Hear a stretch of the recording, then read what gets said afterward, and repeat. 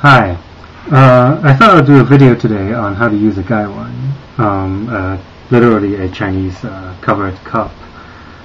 I thought I should do this because in a lot of cases, for videos on YouTube and things like that, as I'm sure you've all seen, the procedures involving using a gaiwan tend to be pretty elaborate, and a lot of times I think for people who are just trying to make a cup of tea, that's really not all that necessary.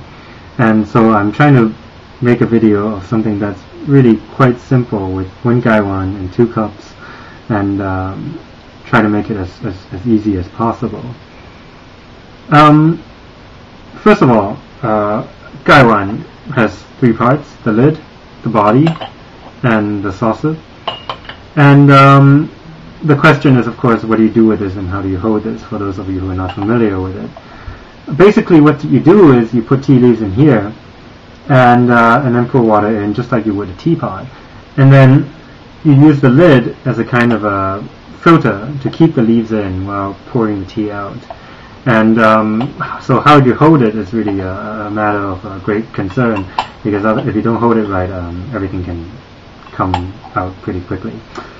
I've seen lots of different ways of holding the gaiwan. I've seen people who hold it like this, and then pouring like this.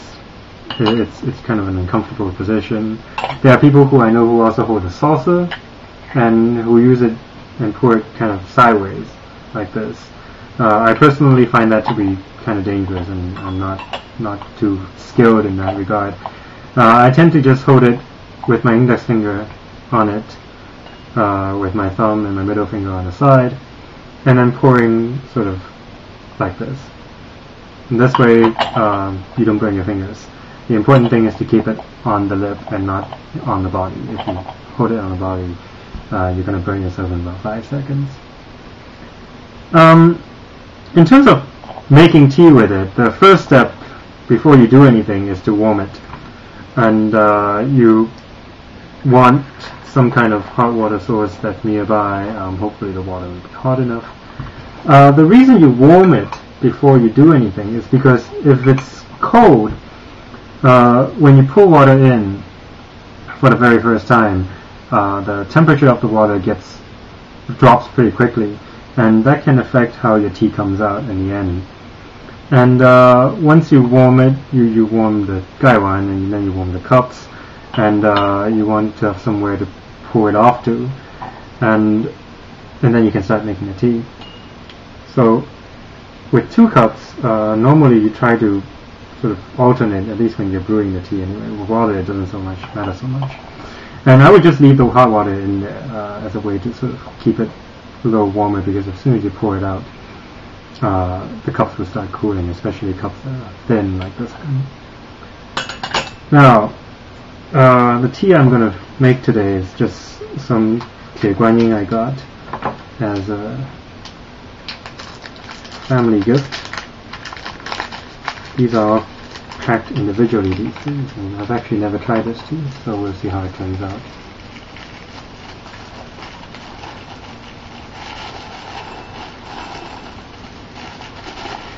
Now these are just pre-packed, so your amount is kind of predetermined for you.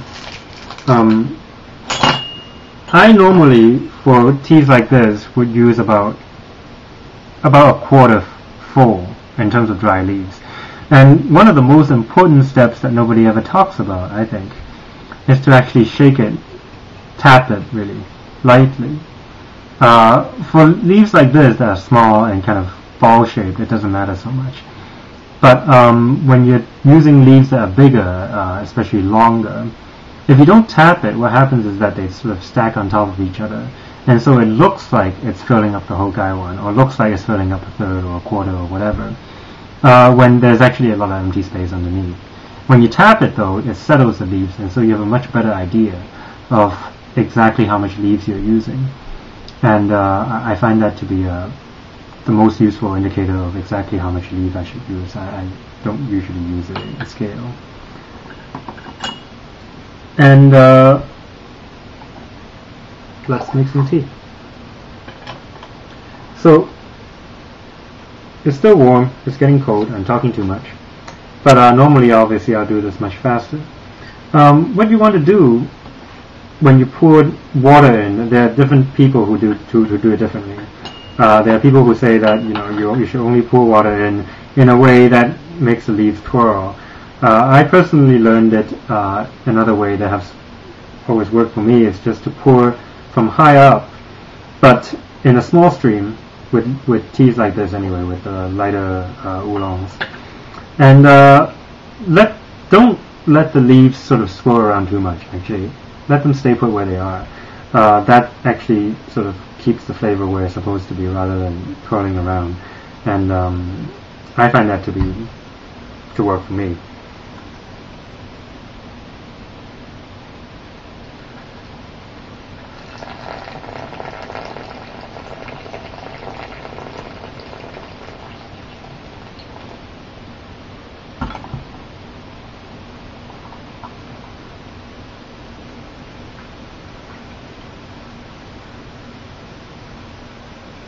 Now the first brew, of course, is just a wash. This is to both wake up the leaves, warm the vessel again, and also to let it basically rinse off whatever is on it. Sometimes you get some pretty nasty stuff. And as you can see, not much made it into the cups. If you do it right, most of it still stays in the gaiwan. And well,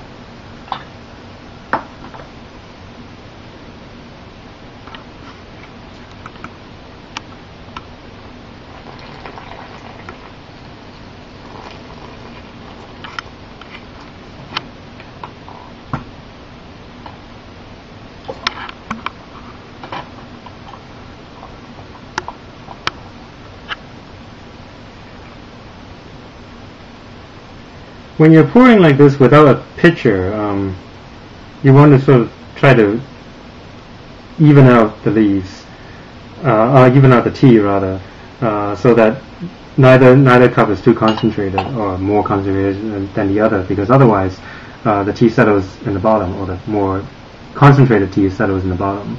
And if you pour one before the other, you have problems with different concentrations. An easier way to do this, of course, is to just pour everything into a pitcher and then use the pitcher to distribute the tea. And that's just a matter of practice and preference. I find pitchers to be cumbersome sometimes, and so I don't normally use them. But that's really all there is, and tea is ready, and you can drink as you want. And yeah, that's all.